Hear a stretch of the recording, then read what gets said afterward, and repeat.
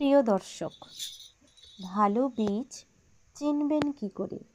এই প্রশ্নটা আমাদের সকলের মধ্যে রয়েছে। প্যাকেটের গায়ে F1 লেখা থাকলে বুঝবেন এটি হাইব্রিড বীজ। এই বীজগুলো ভালো হয়, উচ্চ ফলনশীল এবং দীর্ঘদিন ধরে ফলন দেয়, রোগ প্রতিরোধী জাত হয়। তবে অনেক জাত আছে যেগুলো F1 নয়, তবুও তাদের ফলন অনেক ভালো হয়। ফ্রেন্ডস, আজকে আমি অনেকগুলি জাত নিয়ে আলোচনা করব যেগুলো আপনারা এই সময় করতে পারবেন। আমরা অনেকেই স্থির করে ফেলেছি ভেন্ডি চাষ করব, কেউ শসা চাষ করব, কেউ তরমুজ, কিন্তু কোন জাতটা কিনব এই নিয়ে বিভ্রান্তির মধ্যে আছি।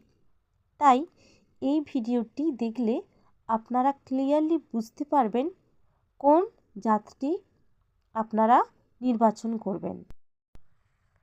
এটি হলো কৃষক বন্ধুর তরমুজ, খুব ভালো হয়।